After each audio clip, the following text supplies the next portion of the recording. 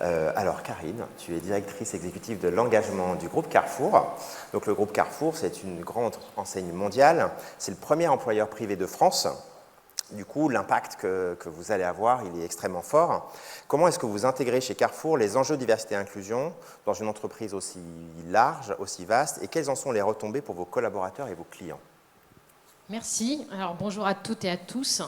Sur ce sujet, moi, il y a 2 points. Le premier, c'est la gouvernance. Et puis après, le deuxième, c'est de coller à ce qu'on a déjà dit à la réalité du corps social. Alors pour commencer sur la gouvernance, moi je suis convaincue que sur les sujets de diversité et inclusion, il faut qu'ils aient une gouvernance solide, que ça devienne vraiment au cœur de la stratégie de l'entreprise. On le voit en Europe, on a plutôt une situation un peu bénie, hein, tout se passe bien sur la diversité et inclusion. On voit que ce n'est pas le cas aux États-Unis. Il y a beaucoup d'entreprises qui font marche arrière. Il y avait encore récemment Harley-Davidson, par exemple, qui considère que la diversité et inclusion est un gros mot. Ils ont licencié leurs responsables. Et donc nous, notre PDG et toute l'équipe, on est intimement convaincus qu'il faut que ça fasse partie de la stratégie. Donc pour ça, on met les sujets de diversité et inclusion dans la stratégie de l'entreprise. Donc il y a évidemment faire du chiffre d'affaires, faire de la marge, améliorer la gestion de sa dette, mais il y a aussi avoir une politique diversité et inclusion. Donc quand notre PDG a annoncé le plan stratégique pour 4 ans de Carrefour, il y a tout un chapitre sur diversité et inclusion avec une grande cause qu'on a mis dans notre plan qui est le handicap, auquel on tient beaucoup, et ça je pourrais en reparler. Donc depuis 2022, on met le handicap au cœur de notre politique d'entreprise pour nos collaborateurs et pour nos clients, parce qu'on a aussi l'aspect les clients avec nos magasins. Donc ça, c'est le premier point, on le met dans la stratégie de l'entreprise. Donc quand on communique au marché financier, aux journalistes, à toutes nos parties prenantes, il y a la diversité et inclusion. Après, on crée des équipes ad hoc. Donc moi, je suis directrice de l'engagement, je suis au COMEX du groupe, ce qui n'est pas neutre pour que ces sujets soient portés au niveau du COMEX du groupe, que si jamais on sent une petite baisse de régime, on puisse rappeler que les sujets existent, avec toute une équipe, avec Stéphane, qui est ici, qui est le directeur diversité et inclusion du groupe. Et on a des directeurs diversité et inclusion dans chacun des pays du groupe, dans nos franchises aussi. Donc vraiment, on a un réseau très, très, très large. Et puis le dernier point, alors moi j'y crois beaucoup, je crois beaucoup au pilotage par les chiffres et aux incitations aussi, on l'a mis dans les bonus.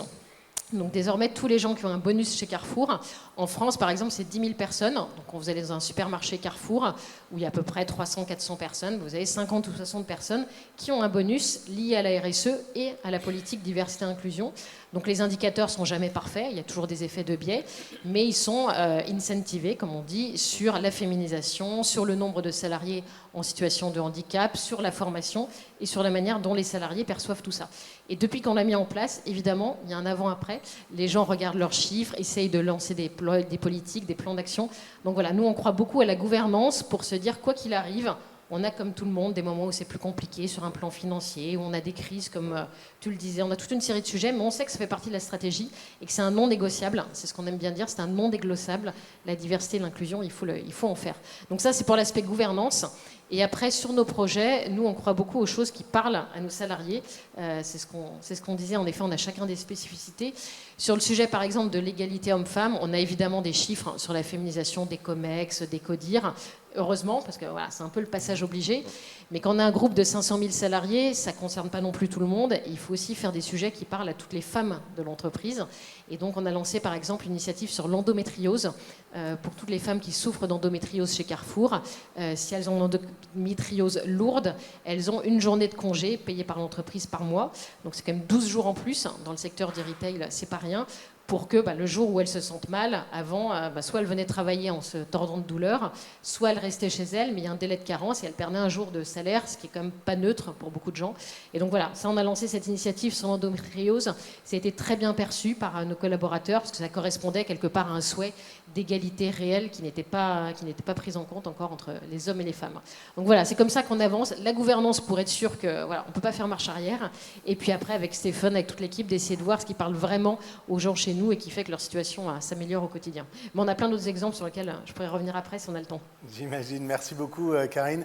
Et c'est vrai qu'on classe souvent, nous avec Fabien, chez AFL Diversity, les entreprises ont 2 catégories, celles où le top management est engagé et les autres. Ça ne veut pas dire que les autres, ça n'avance pas, mais on voit vraiment en fait la puissance lorsque le top management, les membres du COMEX et en particulier, je pense à Alexandre Bompard chez vous, qui est très, très engagé et qui incarne finalement le sujet. Et dans ces grandes entreprises où on a une PDG, un PDG qui incarne le sujet, on voit que ça avance. Et on voit que derrière, ça déroule. Et ce n'est pas juste le sujet de la DRH, ce n'est pas juste le sujet de la RSE, ça devient le sujet de toute l'entreprise. Encore plus quand on les incentive, je pense que c'est une très bonne manière de procéder.